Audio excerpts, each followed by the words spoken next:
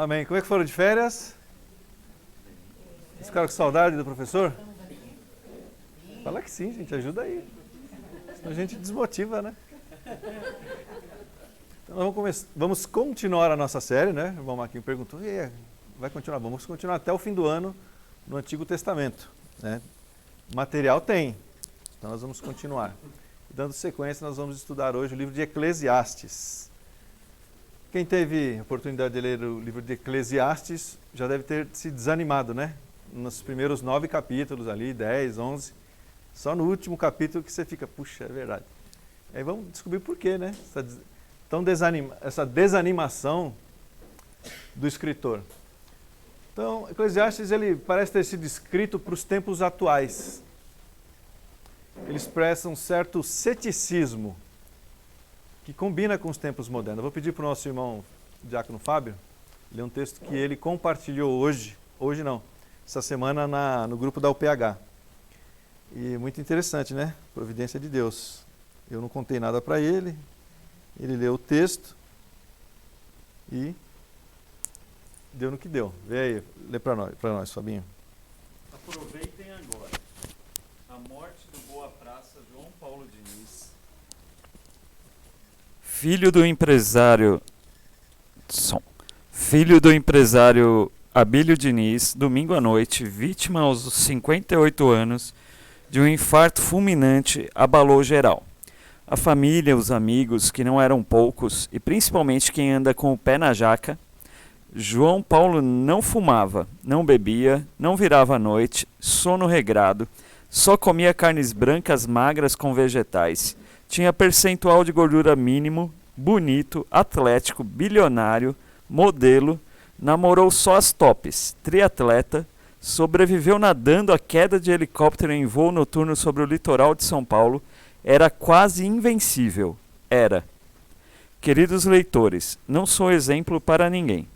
Mas se me permitirem um conselho, aproveitem a vida hoje.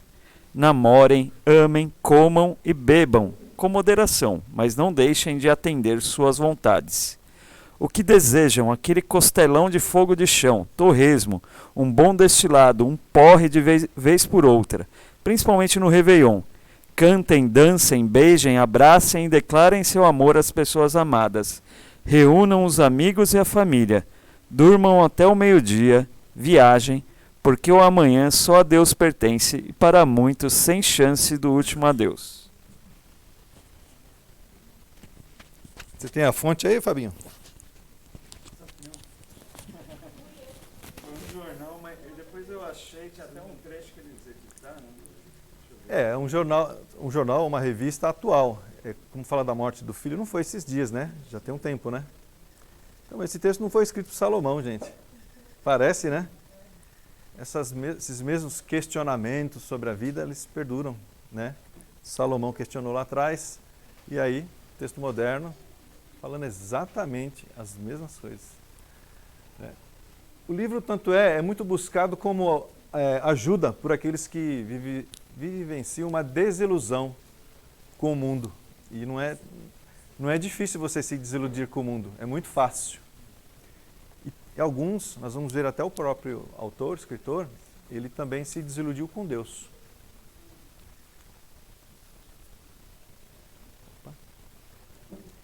É que são 2 telas e o cara não acerta uma.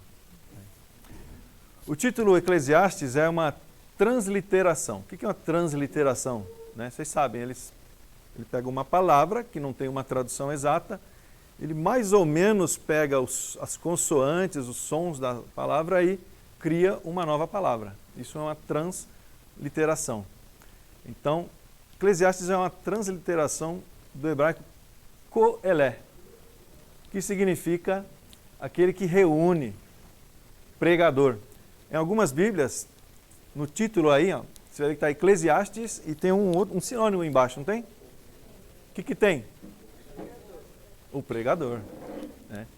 Tanto é que a palavra Eclesiastes tem na sua raiz a origem da palavra eclésia, igreja, que quer dizer o quê? Congregação, ajuntamento, assembleia. Então, já pelo título do livro, mais ou menos alguém que está querendo se dirigir a várias pessoas. Ele está trazendo uma palavra, ele está pregando alguma coisa. E o que esse cara faz, né? Esse cara ele examina de forma realista as questões da vida, com a intenção de conduzir todos perante Deus. Você vê que ele é realista, ele vai falar de coisas ali que realmente você concorda, né? Eu sei que você olhou feio para os 10 primeiros capítulos, mas você está concordando, é verdade, é verdade, é verdade. Ele está sendo realista, ele não está contando uma historinha. Agora aqui a autoria, tradicionalmente a gente dá a Salomão, mas alguns estudiosos identificam que pode ter sido uma outra pessoa que escreveu, por conta de algumas frases, né? Por exemplo, ele fala assim, eu fui rei de Israel. Mas peraí, se era Salomão, ele não foi rei, ele era rei, ele estava sendo rei. Então tem algumas frases ali que dá a impressão que ou foi alguém que escreveu uma biografia de Salomão, ou foi ele mesmo, né? Então esses trechos se confundem. Mas também existe uma outra questão, porque o texto ele começa de uma forma, né? O livro começa de uma forma e lá no finalzinho ele muda a tonalidade. Ele está sendo pessimista há 10 capítulos. Aí nos últimos 2 capítulos ele traz verdades. Dá a impressão que são pessoas diferentes. Então também tem essa questão, será que foram pessoas diferentes? Ou o próprio Salomão ele se colocou num lugar, depois ele se colocou no outro? Não sabemos. Mas existe essa diferença. Quando você lê o livro você vai notar. E é muito interessante, gente. Eu nunca vi isso no Antigo Testamento. Eu nunca vi, que eu não sou tão estudioso assim, né? Mas até onde eu pude observar, eu não vi uma frase como essa, que está lá em Eclesiastes 12, 10 e 11. Eu não vi algo tão claro assim no Antigo Testamento. No Novo Testamento tudo bem. Mas no Antigo Testamento eu não vi uma declaração desse tipo, tão repetida às vezes. Né? O pregador, ele fala, ele diz que ele não fala de si, ele está trazendo uma mensagem de alguém. Quer ver? Quem achou aí pode ler, bem alto. O pregador procurou achar palavras agradáveis e escrever com retidão palavras de verdade. As palavras dos sábios são como aguilhões, e as coleções de sentenças são como pregos bem fixados. Elas provêm de um único pastor. Elas provêm de um único pastor. Interessante, gente. Foi Deus, exatamente. Então o pregador ele sabia de onde era a mensagem verdadeira. Né? A data. Quando é que foi escrito o livro? Também existem muitas dúvidas. Né? Se foi Salomão mesmo, então foi durante o reinado dele lá. Eu costumo falar reinado. Vocês vão ouvir Reinaldo, mas é a mesma palavra, tá? Então, mais ou menos entre 970 e 500 a.C. Qual que é o tema? Qual que é o propósito do livro? Ele quer dar uma cosmovisão bíblica marcada pelo temor ao Senhor e dar contentamento durante a vida e esperança para depois dela. Esse é o ponto final, é o ápice do livro. Nós vamos ver. Qual que é a estrutura do livro? Eu trouxe vários modelos de estrutura, nós vamos dar um zoom, nós vamos ampliar para a gente ver o que está falando. Então, do capítulo 1 ao 11, nós temos um prólogo, ele está preparando o terreno, ele vai falar de várias coisas. Né? Ele está preparando o terreno para aquilo que ele quer falar. No capítulo 1, do 12 ao 8, capítulo 12 e 8, ele vai fazer um monólogo, ele vai começar a falar sozinho, né? Contar as mágoas. Tanto é que Eclesiastes eu acho que deveria chamar Lamentações de Salomão, né? Ele vai falar o que aconteceu, né? E no finalzinho ali tem um epílogo, né? Finalzinho ali que ele dá o ponto-chave da história. Mas eu achei essa outra divisão bem mais interessante. Ele começa lá no capítulo 1, falando tudo é vaidade. Tudo. No capítulo 2 ele vai falar da vaidade do fazer, né? Trabalhar, ter sabedoria. No capítulo 3 até o 6 ele vai falar da vaidade do ter, né? Ter muito dinheiro, ter muita comida, né? Depois que ele depois entra um segundo bloco que seria a exortação, né? Começa a mudar a tonalidade do livro. Ele vai falar da vaidade do ser, né? A vaidade de existir. Até ele comenta isso, né? Que era melhor alguém nem ter nascido, melhor ter sido abortado. Ele chega nesse ponto, né? Parece que Salomão está dando aquelas desculpas que os nossos filhos dão, né? Eu não pedi para nascer. Quando seu filho fizer essa desculpa para você, você fala assim, eu também não. Dá na mesma moeda. Quero ver ele retrucar.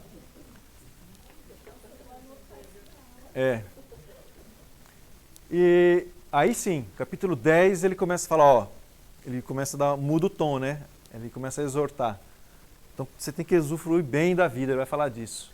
E lá no final, o ápice, ele vai falar da verdadeira, a fonte da vida verdadeira. Então, o texto começa falando da declaração de vaidade, da demonstração da vaidade, onde ocorrem essas vaidades, e no final, junto com a exortação, a libertação. O que você tem que fazer para se libertar dessas vaidades?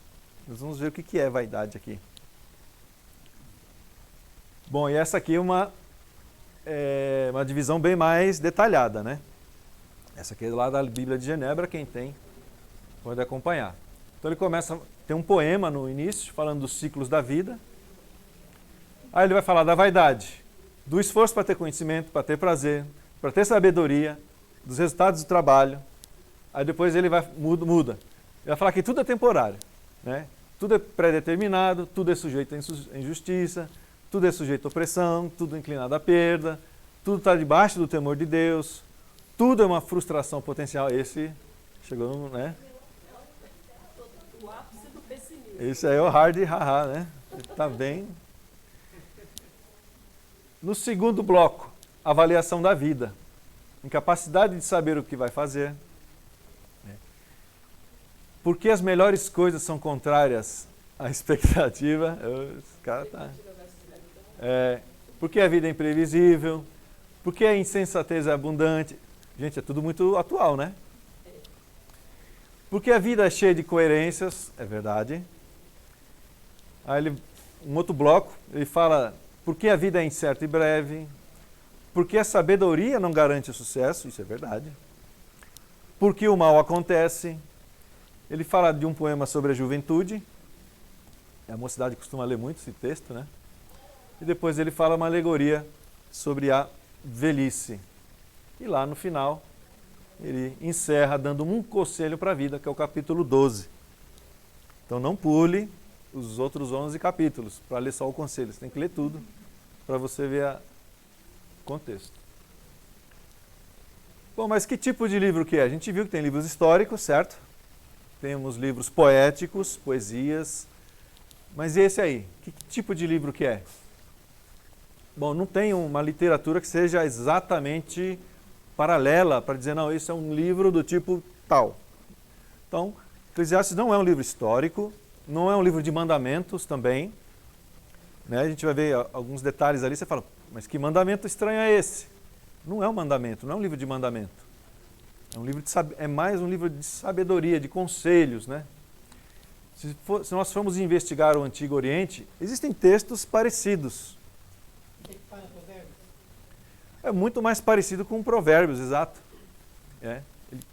Na questão de sabedoria. Isso. Tem outros textos, né, no Antigo Oriente que começam mostrando mais ou menos como o texto começa, mostrando questões da vida. Né? E a literatura é cheia desse questionamento da vida. Os filósofos questionaram a vida todo o tempo. Então o livro começa, basicamente a divisão é essa, né? O livro começa questionando a vida e termina com instruções e conselhos. Então esse é o tipo de livro de Eclesiastes. Eclesiastes pode também ser considerado um tipo de autobiografia. É aqui que entra o detalhe da coisa. Se você tivesse muito... Daniel, se você tivesse muito dinheiro, você seria feliz? Óbvio. Marco, se você pudesse comer o que você quisesse, você seria muito feliz? Infelizmente eu não posso fazer outra pergunta, né? Fabinho, se você tivesse várias mulheres...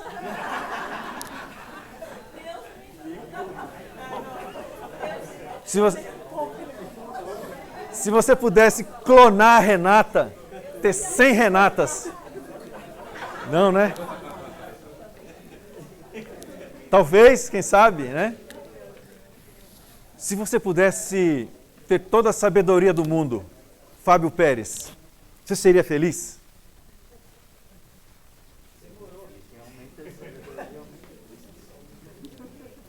Imagine a sabedoria do Elon Musk. Não, não. Se você tivesse a... Exato. Se você tivesse a inteligência do Elon Musk, do Alberto Einstein, como diz o nosso presidente, né, Alberto. Se você tivesse a inteligência do Bill Gates, você seria mais feliz?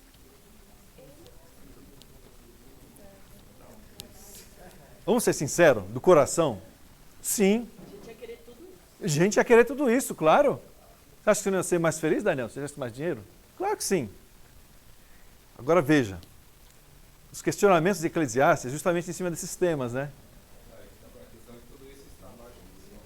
Tudo isso está abaixo do sol. Salomão era rico? Salomão era muito rico, gente. Salomão tinha sabedoria? Salomão tinha muita sabedoria, mais que qualquer um. Salomão tinha muita mulher.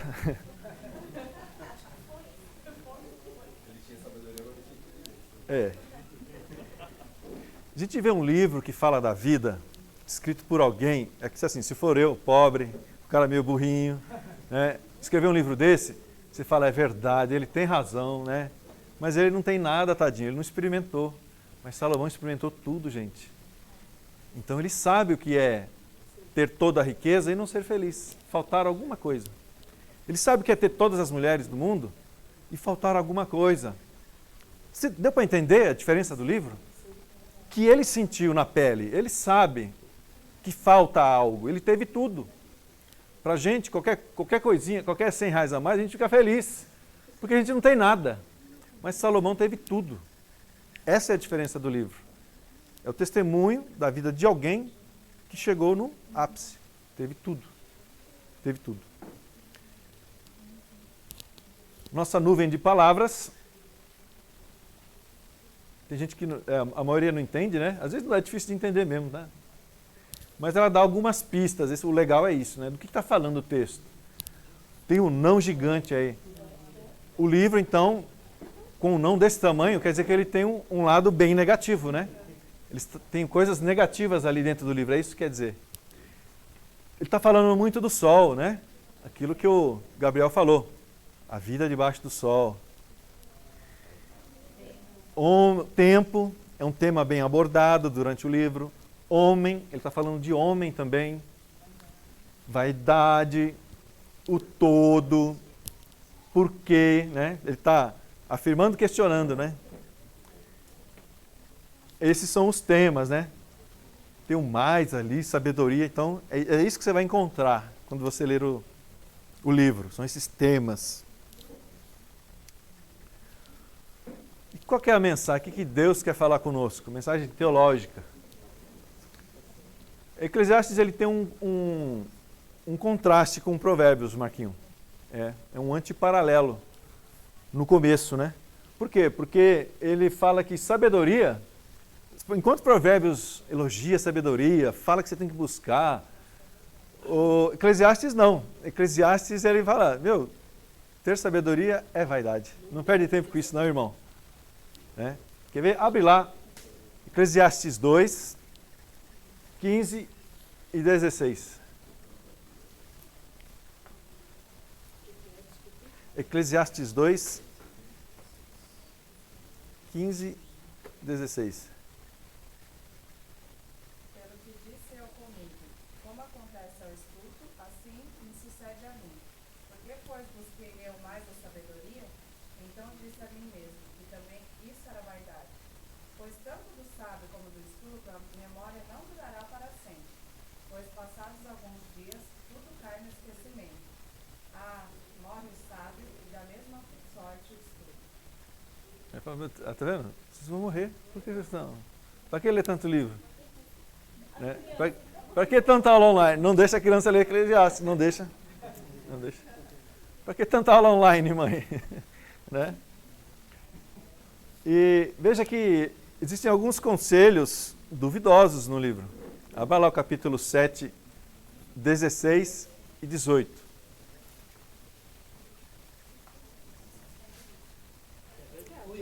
Até no 17, ele faz um paradoxo para o trabalho.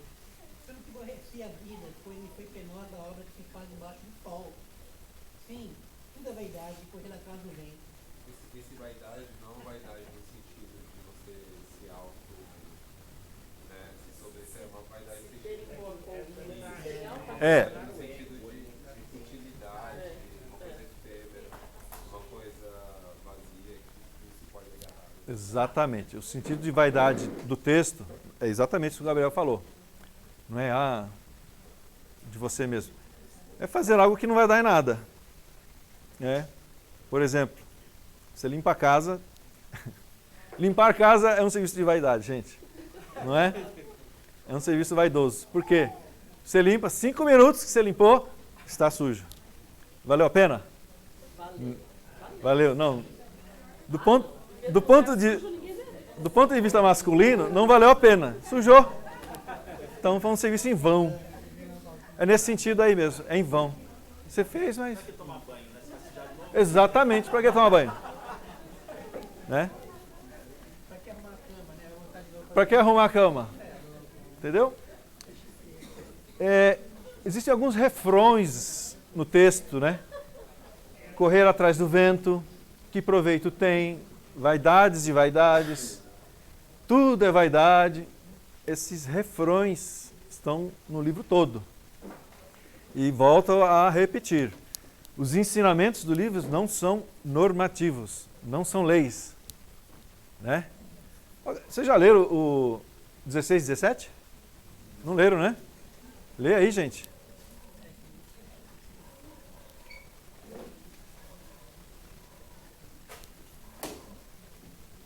Não seja demasiadamente justo, nem exageradamente sábio, porque você destruiria a si mesmo.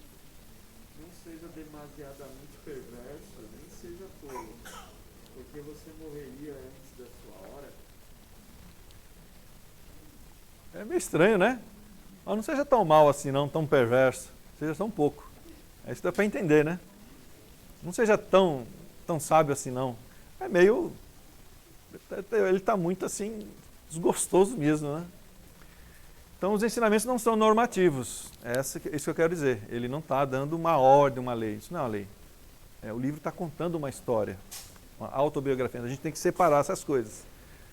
Né? Então, o que está mostrando a fase da vida de Salomão. Mas serve para repetição. Eles não são normativos, mas são verdades que servem para reprodução da realidade. Exatamente. Deus colocou aquilo lá com um propósito. Né? Ele tem que... Não é só uma questão de uma autobiografia, a gente conhecer o sentimento de Salomão, Não. por exemplo. Não. A gente conhece o sentimento dele, essa responsabilidade que ele vivenciou, faz com que a gente repita da nossa realidade a partir de alguém que teve tudo, que teve a sabedoria. Exato. São reflexões para autoanálise da prática da vida mesmo. Exato. E também não dá para isolar, né, os textos, né? Eles têm que ser entendidos como um todo e à luz de toda a Bíblia, né? Porque se você pega um versículo ali e ele por si pode trazer algum entendimento Exatamente. não é coerente, né? Então o livro todo se explica e ele à luz de toda a palavra. Né? Perfeito. Perfeito. Tudo bem até aqui? Alguém quer fazer mais algum comentário? Quando eu falo isso, ninguém fala. Né? Incrível.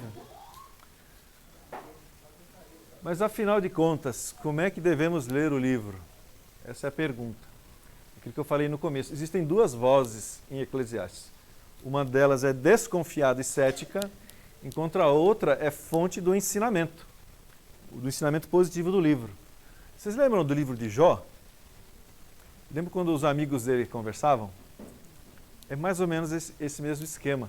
Os amigos, ô Jó, se mata, Jó, você acaba com a sua vida, é você que é o culpado. Então, temos duas vozes. Aqui nesse livro acontece isso também. Libera o caminho. É? Libera o caminho, hein, Jó, libera a cama para outra. O livro ele mostra um contraste, é por isso que existem essas duas vozes. Ele quer mostrar esse contraste. Lembrem-se que para o hebreu, para ajudar na memorização no ensino, ele sempre usa contraste. Quase sempre ele está mostrando contraste. A gente viu isso em Eclesiastes, nós vimos isso em Salmos. Então, a questão de contraste é um jeito de ensinamento.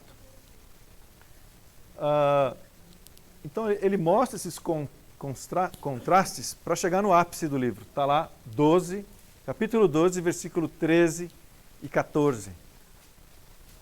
Esse é o ponto alto do livro. É isso que o livro quer ensinar.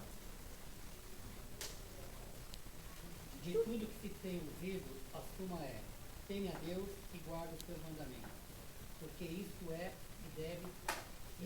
o dever de todo homem. Porque Deus há de trazer a juízo todas as obras, até as que são escondidas, quer sejam boas, quer sejam más.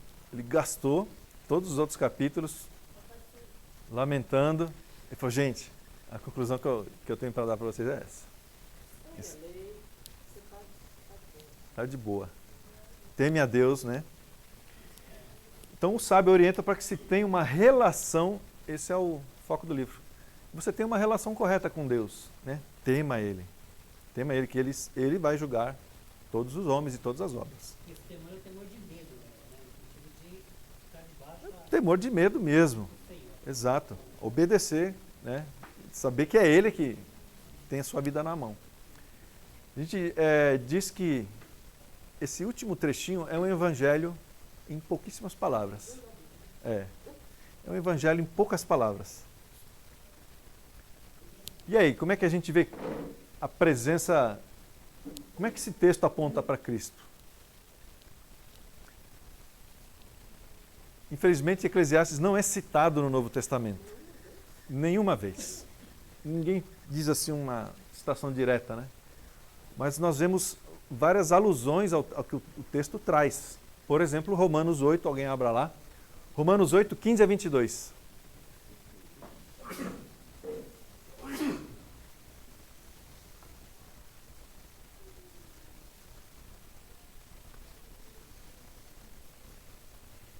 Porque não recebeste o espírito de escravidão, para viveres outra vez, atemorizados, mas recebeste o espírito de adoção, baseado no qual chamamos Abba Pai. O próprio Espírito testifica com o nosso espírito que somos filhos de Deus. Ora, somos filhos, somos também herdeiros, herdeiros de Deus e co-herdeiros com Cristo. E com ele sofremos, também com ele seremos glorificados. Certo? Deu certo. É porque em alguma tradução aparece a palavra 22. Isso. Porque para mim que me persegue, os sofrimentos do presente não podem ser comparados com a glória a ser revelada em nós. A ardente expectativa da criação aguarda a revelação dos filhos de Deus, pois a criação está sujeita à vaidade, não voluntariamente, mas por causa daquele que a sujeitou, na esperança de que a própria criação será redimida do cativeiro da corrupção para a liberdade da glória dos filhos de Deus. Porque sabemos que toda a criação, a um só tempo, geme e suporta angústias até agora. Apareceu uma palavra tratada no livro aí. Qual que foi? Vaidade. A vaidade aqui quer dizer o quê? É a perspectiva restrita, né? Sobre o mundo e sobre a vida. Ou seja, esse mundo não tem muito o que oferecer. Então o autor descreve a vida debaixo do sol como sem esperança. E essa sem esperança é sabida. É um resultado da queda e da quebra. Está sujeito, exatamente. Então, o que vamos esperar é sempre o pior. É o contrário disso, querendo fazer olhar a sua. Você vai copiar a minha aula, né? Ele é um livro. Ele até Ah, então faz favor, vai. Vem cá. Sábio, Gabriel. Tudo bem, Gabriel. Vou assistir sua aula. Viu? Pô, estragou. Não estragou nada, não. Então, quando você lê o livro de Eclesiastes, Ô Wilson, esse versículo 20 aqui, quando fala voluntariamente por causa daquele que a sujeitou, seria Deus ou pecado? Porque, ó, pois a criação está sujeita à vaidade, não voluntariamente, mas por causa daquele que a sujeitou. provavelmente ele está falando do homem, O homem sujeitou o pecado. que sujeitou o pecado. Então, quando o homem quebra, Sim. né, aí Isso e tal. quebrou todo, né, o pecado entrou no mundo. Nesse sentido. Então, Eclesiastes, ele está falando, gente, o que o mundo vai oferecer é só coisa ruim, então não vale a pena nem viver. É isso que ele está falando. Por quê? Porque no fundo do coração, o pregador, né, ele sabe que precisa de um remédio. Ele precisa de algo. Ele precisa da redenção divina. É isso que ele quer, né? Dessa redenção divina sobre a maldição. E ele declara isso. Abra lá Eclesiastes 3, 11. Lindo texto, gente. É um dos textos assim que abre a mente. Abre a mente. Quando você tiver um dia sem fé, sem esperança nesse mundo, leia Eclesiastes 3, 11. Tudo fez Deus formoso no seu devido tempo. Também pôs a eternidade no coração do homem, sem que este possa descobrir as obras que Deus fez desde o princípio até o fim. Esse pôs a eternidade no coração do homem. Isso é fantástico. Quantas vezes você fica pensando que vai morrer? Não é toda hora, eu sei que a gente pensa. Mas você não fica assim. Você faz planos, não faz? Você não quer ver os filhos casando? Esse é um sentimento de eu vou chegar lá. A eternidade está aqui, ó. A gente faz plano por causa disso. Porque a gente sabe que a gente vai viver mais um dia. Algo. A gente acha, que a gente vai viver, mas a gente tem essa coisa de nada vai acabar. Tudo vai durar para sempre, não tem? A gente não tem esse sentimento bem guardadinho? A gente foi criado para a vida, é isso aí. Foi criado com eternidade, né? O homem não nasceu para morrer. É. Por isso que a gente se alegra com a vida. Mas com a morte, não. Ué, mas principalmente nós que somos cristãos, a pessoa não morre e não vai para um lugar melhor? Depende da pessoa. Então essa quebra de, puxa vida, acabou?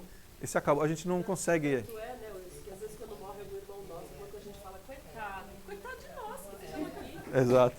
né? Não de quem foi. Então a gente tem esse sentimento de eternidade. Está faltando alguma coisa, né? A gente sabe que falta alguma coisa, mas a gente já encontrou. O mundo sabe que falta alguma coisa, mas ele não encontrou ainda. Então o mundo moderno parece muito com o que diz o pregador, mas Deus não existe.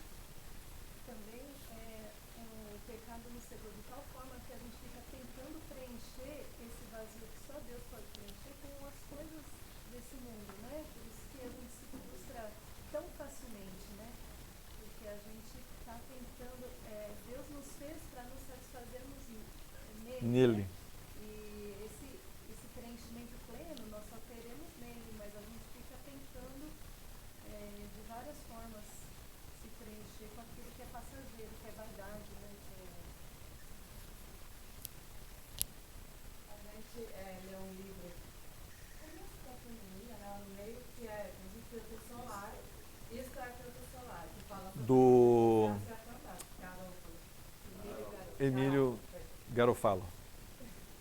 E é excelente, né? Nossa, nós nos apaixonamos, principalmente É sobre Eclesiastes, não é isso? tudo sobre Eclesiastes, ele usa muito esse tema, que não é que Salomão está sempre pessimista, pelo contrário, ele está falando que acima do sol que está a nossa esperança. Então, se a gente viver assim, a gente vai encontrar a alegria verdadeira. E uma das coisas que eu e o Gabriel comentamos muito é que a pandemia mexeu muito com o mundo que não conhece a Cristo. Porque isso é o que a Renata falou, todo mundo busca uma alegria e é inevitável, nós cristãos também. E tem uns que se apegam ao dinheiro, tem uns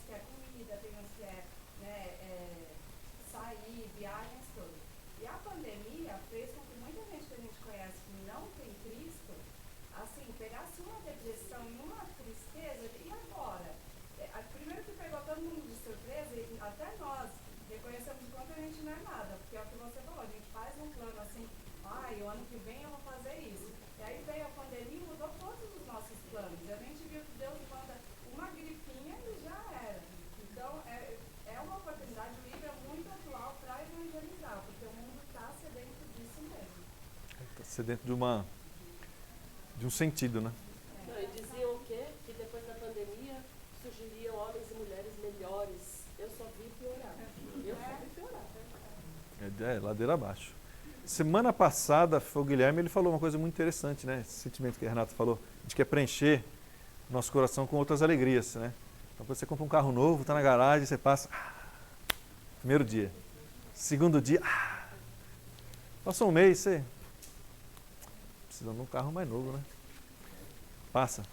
As nossas alegrias vão passando. É incrível. O nosso basta está só em Deus, né? E a gente fica tentando nos bastar daquele sentimento, né? Daquela satisfação Daquele temporária, né? satisfação temporária. De algo novo, de algo desejado. O pregador sabe quem é Deus. Isso é importante no texto. O pregador não é ateu, tá, gente? Ele conhece Deus, ele sabe quem é Deus. Então ele está contando ali de um ponto de vista, mas ele conhece Deus. Ele não está à parte de Deus. Mas, a despeito disso, ele questiona o amor e cuidado de Deus. Abra lá Eclesiastes 6, versículo 2 e 3.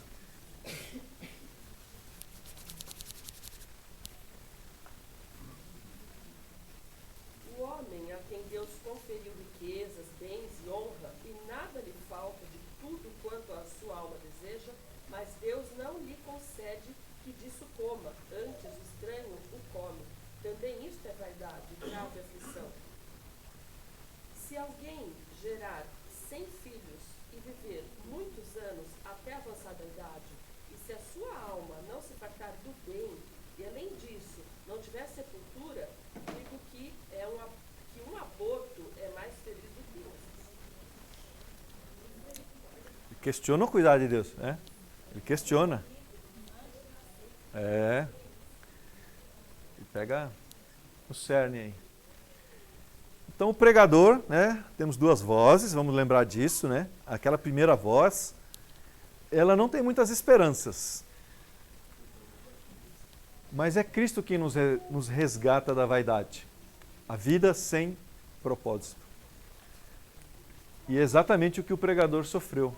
Uma vida sem propósito. Ele atingiu tudo que poderia ser atingido. E agora não tem mais nada para eu fazer, né? Já conquistei tudo. Na cruz, Cristo sofreu toda a frustração de um mundo debaixo da maldição. Pense nisso. Lembre-se disso, que Cristo na cruz, ele sofreu toda essa frustração que o mundo traz, né, debaixo dessa maldição do pecado. Ele também restabelece o sentido da sabedoria, do trabalho, do amor e da vida, porque agora tudo que eu faço é para Deus, não é mais por mim, é para agradá-lo. O meu trabalho, o meu amor, né, o que eu sei, tudo agora tem um objetivo, agradar a Deus. Antes eu não tinha isso, isso era vão. Então em Cristo, a morte não é o fim, como pensa o pregador, né? O pregador, a morte acabou. Tanto é que ele fala que depois da morte não haverá trabalho, né? Então a morte não é o fim de tudo, como se pensava, mas é a entrada para a eternidade com Deus. Essa semana morreu o Jô Soares, ele ia morrer mesmo, né? Um dia, né? A gente morre, né? Eu fiquei chateado da pessoa inteligente, né? Interessante que dois vídeos que eu peguei dele, ele contou sobre a morte da mãe dele, foi atropelada por um taxista. O taxista socorreu a mãe, levou no hospital, ficou até a hora que deram o óbito e tal. Passaram-se 10 anos, o taxista reencontrou ele no aeroporto. Aí dirigindo, o taxista falou: Jô, eu não sei se você lembra, mas tem uma coisa, eu não consigo dormir com isso. Eu atropelei a sua mãe e ela morreu. Foi por minha causa. Eu não consigo dormir, só vou conseguir dormir se você me perdoar. Ele falou: não, meu querido, você já está perdoado. Naquele dia eu já tinha te perdoado, você socorreu, você fez o que você tinha que fazer e tal, né? Ele falou: mas eu quero que você fale que eu estou perdoado. Não, você está perdoado, você está perdoado. Aí ele encerra o vídeo falando assim: como é que eu não posso perdoar? Se Cristo perdoou. Acho que é fantástico. Se Cristo perdoou tudo, como é que eu não posso perdoar? A noção, né? Achei incrível isso. E ele também falou num outro vídeo o seguinte: A maior tristeza da vida dele seria morrer, porque ele não ia ter mais o que fazer. A morte selaria a produtividade dele. Se ele tinha tanta fé em Cristo assim, quem sabe? Conclusão, chegando no finalmente aí. Do que o livro está falando? Resumo. A parte do temor de Deus, ou seja, longe do temor de Deus, que está errado se a parte, né, junto. Então, longe do temor de Deus, da perspectiva da eternidade, a vida é fútil e é um exercício de busca do vento. Leia lá, 2:17. Então, longe de Deus, longe de ti, não vale a pena. Eu sou péssimo para cantar, né? Como é que é? Como é que canta aí, gente? Quem lembra? Posso te... Vocês erraram a letra, mas é isso aí. Tá? Pode ler o texto. Não vale a pena existir. Então ela já tinha lido Eclesiastes. Ó. Mas essa música toda é Eclesiastes. É? Quando você vai ver o encarte do CD, eles colocam os versículos bíblicos que são baseados e essa música é Eclesiastes. Olha, muito obrigado pela dica. Quem achou pode ler, vamos lá. Pelo que aborreci a vida, pois me foi penosa a obra que se faz debaixo do sol. Sim, tudo é vaidade e correr atrás do vento. Lembre-se que Salomão, na fase da vida dele, ele tinha tudo. Se ele tinha tudo, não precisava de ninguém. Ele vivia a parte de Deus. Tanto é que ele buscou outros deuses, né? Se deixou se envaidar pelos deuses das mulheres dele, né? Então provavelmente ele chegou nessa conclusão porque ele estava numa vida longe de Deus. Interessante que nos países ricos, isso foi o pastor André comentou semana passada, os países mais ricos, eles não buscam a Deus. Não existe... eles estão se esfriando do Evangelho, porque eles acham que têm tudo já. Estão satisfeitos em si mesmos, com as riquezas, com a vida que eles levam. Enquanto nos países mais pobres, você vê que existe uma busca incessante a Deus, mas com interesse, para se ter bens, para se ter saúde. Todos os prazeres dessa vida não podem preencher o nosso coração, pois ele já está ansiando por algo mais. É o texto da eternidade, né? Deus plantou a eternidade. Fala lá, Emílio. Eu trabalho com boxe, né, há 6 anos. E aí tem eu sempre acompanho o Mike Tyson, foi um lutador assim que teve uma fama grandiosa e tal. E aí ele foi preso, né, nos anos 90. Aí recentemente ele falou que foram os 3 melhores anos da vida dele. Aí perguntaram pra ele, mas como você tinha tudo, era bilionário, como que esses melhores anos só poder ser preso? Aí ele falou assim, porque às vezes Deus pune dando tudo que você quer. Deus te pune dando tudo que você quer. Já pensou, gente? Quem tiver bem sucedido aí, fica de olho, hein? Depois eu passo o meu Pix para você dividir o seu sofrimento, tá? Mas é verdade. É verdade. Se alguém quiser ser testado, depois conversa com Deus. Deus me dá tudo para eu saber mesmo. No entanto, a vida deve ser desfrutada ao máximo, como o texto que o Fabinho leu ali, né? A pessoa deu essa perspectiva de vida. Reconhecendo que é um dom de Deus. Não é pecado, gente. O que ele está falando ali, né? Ele está falando que é vaidade trabalhar. Mas não é pecado trabalhar. A gente sabia que ia ter que trabalhar, né? É uma ordenança até. Né? Então ele fala de coisas que nós devemos desfrutar, né? Um exemplo ali é 3:22. Ele fala de comer, de viver, se alegrar com a mulher da mocidade, né? Ele fala que isso é coisa boa. Né? Isso é coisa boa, tem que ser usufruída, sabendo que é Deus que dá. Essa é a diferença. Quem achou pode ler, 3:22.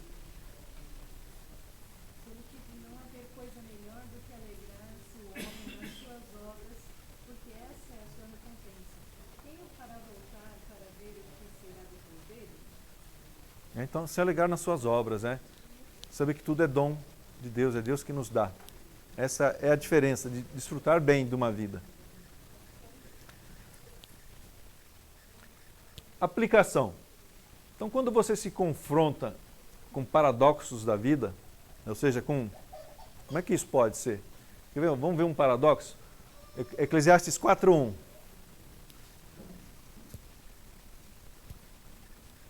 Vê ainda todas as opressões que se fazem debaixo do sol. Vê as lágrimas dos que foram oprimidos, sem que ninguém os consolasse. Vê a violência na mão dos opressores, sem que ninguém consolasse os oprimidos. Ele está falando de um paradoxo aí, né? Tem pessoas sofrendo e ninguém está consolando. Ninguém está fazendo nada. É esse o paradoxo. Então, quando você vê isso acontecer na vida, a primeira coisa que você tem que lembrar, que isso é um mundo caído e limitado. Esse mundo não vai melhorar. Vamos pôr o presidente X, o mundo vai melhorar. Não vai melhorar. O Brasil não vai melhorar. Né? Não, se tivermos um governo, não. O mundo não vai melhorar. Eu tenho essa triste notícia para te dar. O mundo não vai melhorar. Então, por isso, a nossa visão não pode ficar só nesse mundo. Porque senão, tudo vai ser vaidade. Nada vai valer a pena. Se você ficar olhando só para debaixo do sol. Né? Como o Gabriel falou, tem que olhar para cima do sol. Então, nós devemos ansiar pela eternidade, onde sim, teremos satisfação plena e alegria. Abra lá em 2 Coríntios. Ontem teve o DNA, o Dia Nacional do Adolescente, e um dos adolescentes trouxe esse texto. Eu não estava lá, mas eu vi o vídeo depois, uns trechos. Eu falei, isso combina com a minha aula. Então, para você pensar aí. Está lá em 2 Coríntios 4, 16 e 18. Paulo aí novamente trazendo a mesma ideia da eternidade.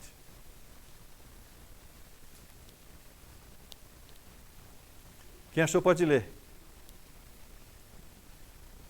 Por isso, não desanimamos. Pelo contrário, mesmo que o nosso homem exterior se corrompa, contudo, o nosso homem interior se renova dia em dia. Porque a nossa leve e momentânea tribulação produz para nós eterno peso de glória, acima de toda comparação. Não atentando nós para as coisas que se veem, mas nas que não se veem, porque as que se veem são temporais e as que não se veem são eternas. Parece que Paulo leu Eclesiastes aí, né?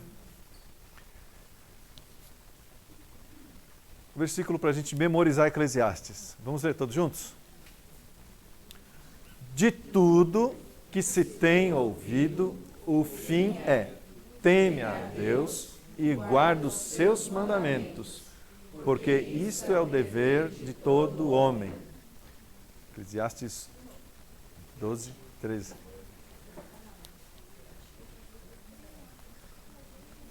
Alguém quer fazer alguma colocação, fazer algum comentário antes de eu encerrar?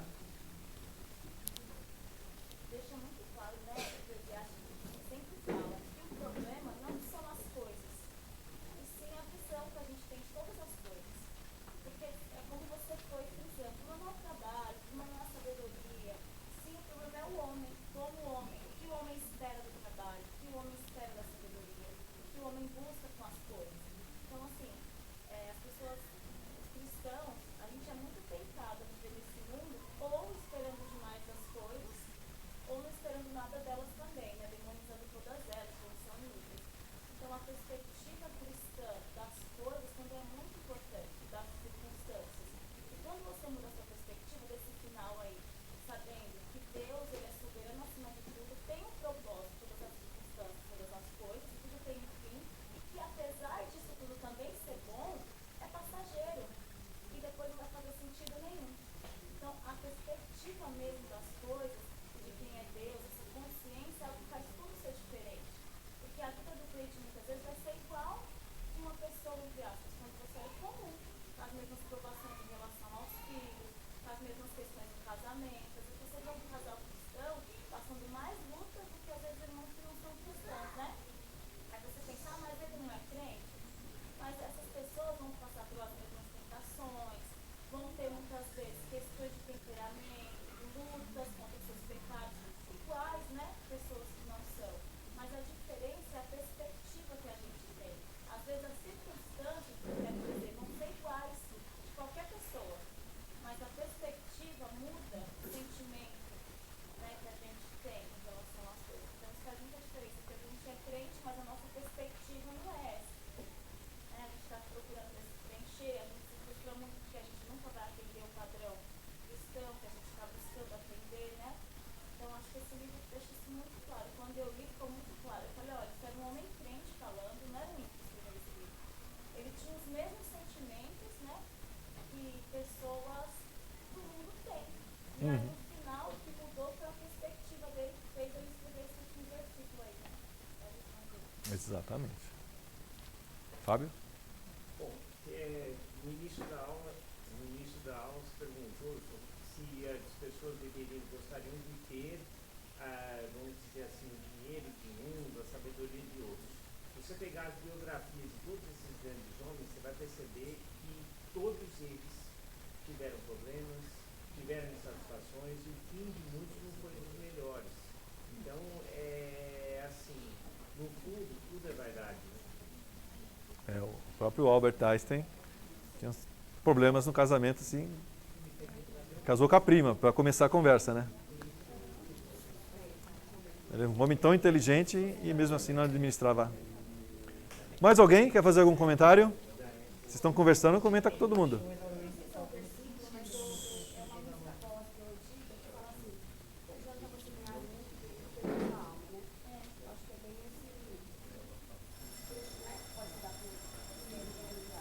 Exatamente. Eu gosto muito do Mateus 5,45. Para que vos torneis filhos do vosso Pai Celeste, porque ele fez nascer sol sobre maus e bons e de chuva sobre justos e injustos. A vida debaixo do sol, novamente aí, né? Citando. Mais alguém quer comentar? Eu quero conhecer então, obrigado pela paciência de vocês. Eu quero conhecer os visitantes. Temos visitantes? Eu estou vendo uma cara diferente ali. Se estiver com vergonha, não precisa... Ou eu não vi, né? Às vezes eu também não enxergo. É a primeira vez da irmã? Eu vi domingo passado. Muito bem. Já é de alguma igreja? Sou de igreja. Aí comecei a assistir os cursos online, né? Aí eu me conheci. Seja bem-vindo. O nome? O seu nome? Luciana, seja bem-vinda, né? Fique à vontade para ficar no nosso meio aqui. Mais alguém?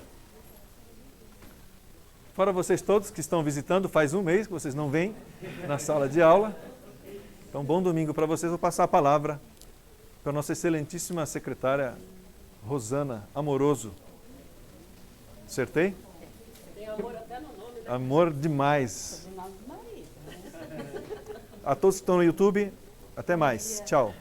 Temos os aniversariantes, né? Eu coloquei aqui nos cartões os que estão presentes, né? Para vir receber o cartãozinho, receber